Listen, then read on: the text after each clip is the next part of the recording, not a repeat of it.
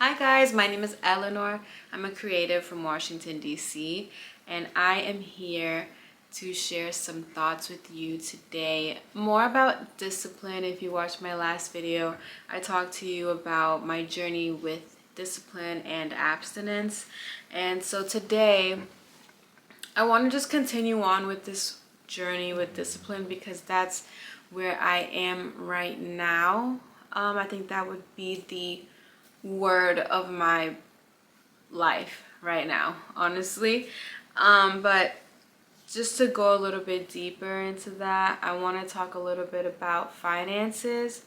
And this is not at all financial advice. This is just simply my journey and what worked for me. So for the first time in my life, I'm 28 now, and for the first time in my life, I acquired a job that paid me well enough to live on my own and move out. When I first got the job, obviously that was not the first thought because I was in debt. I was living in Houston before and I acquired some debt from an old property that I was living at, and that was the first thing that I needed to pay off if I wanted to move out in the future. I had maybe about $6,000 or $7,000 in debt at the time, so I was automating those payments every month and it hurt so badly, but I was able to pay that off within 6 months, and they actually gave me like a deal since I was paying it and I was doing really well with the payments on time. I got some money off of it and they took it off my credit. So once I was finished paying that, I decided that I was gonna go on a journey to saving $10,000.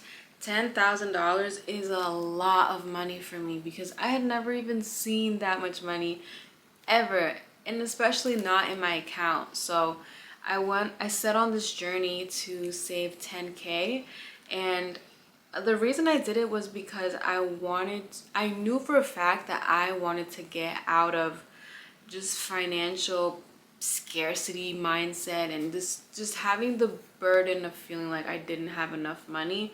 I learned that there are 3 different ways to tell where you are in your finances, and I might be saying this totally wrong, but it's like you can be financially stable, financially independent, and then financially free. And I knew that with my job I was financially stable.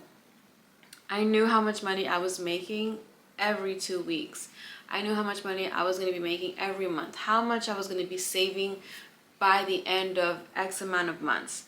My goal then, and it still is to become financially independent, meaning that I do not depend on a job to make my money.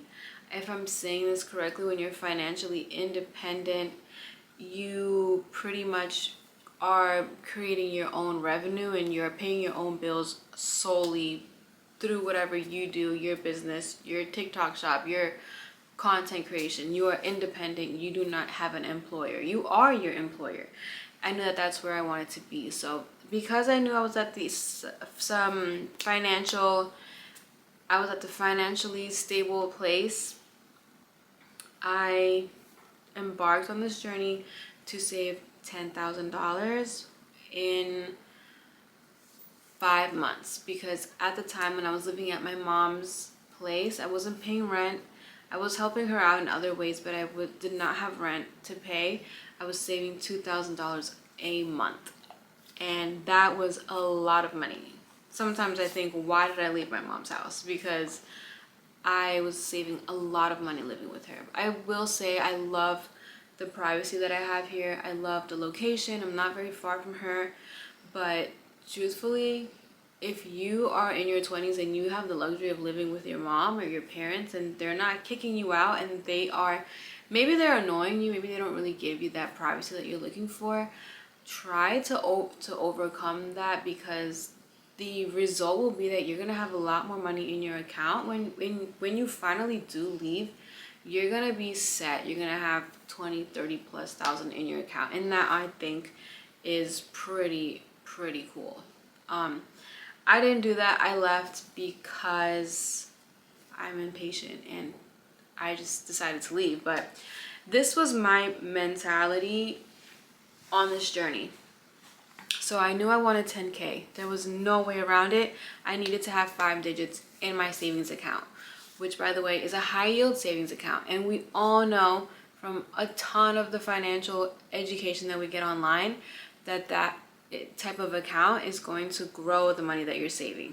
So I put my money in there and I thought, okay, I need to save $1,000 every 2 weeks so that I can slowly climb up to 10K. And I remember when I was at $2,000 and I was like, dang, I still have like 8 more to go. I have like 4 more months left. But I remember I had drawn out like little squares and circles and triangles, and I'd fill them in and I'd dash where the end goal was and where I was at, and every time I got paid I'd fill it in, and that was my favorite part of payday.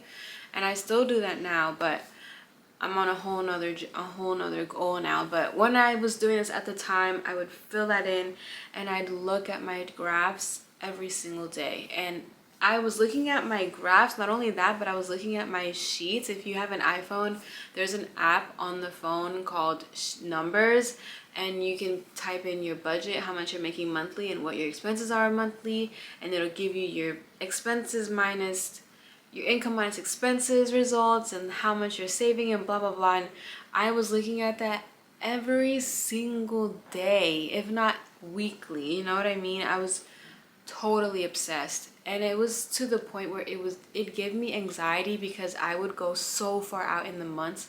Let's say we're in January right now, I'd be looking at the numbers sheets and I'd make different budgets for the payday and for the month. So I'd go and like I'd look ahead of time in the future to see my money and where my money would go.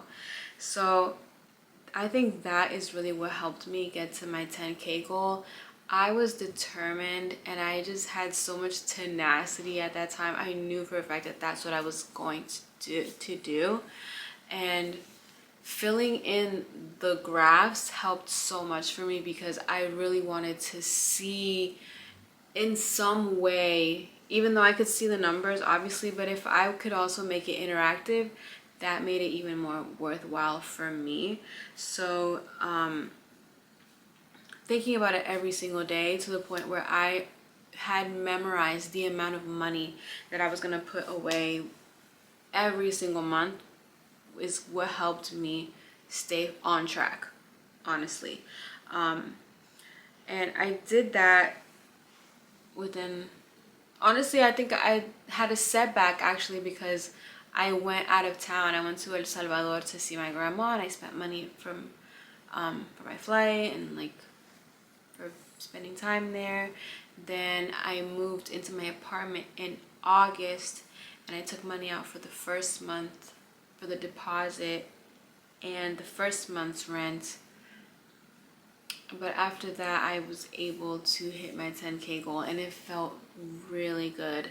I felt like I don't have to worry about money anymore. Like in the near future, I don't have to worry about anything. I could pay my rent and not worry about not having any money for any type of emergencies. And honestly, I know they say that an emergency can happen at any point in time, and that's so true. I'm not saying that it won't, but I think that when you're living a life that is aligned to you and you're doing what you're supposed to do, you're focusing on yourself, you're focusing on your work, you're focusing on your family, maybe you're focusing on your kids, and you're doing the right thing in your life, these kinds of emergencies genuinely don't really show up for you. And I think that happens when you are protected by your creator, when you're doing the right thing, and when you are a positive human influence and being in your life and in everyone's life. I think that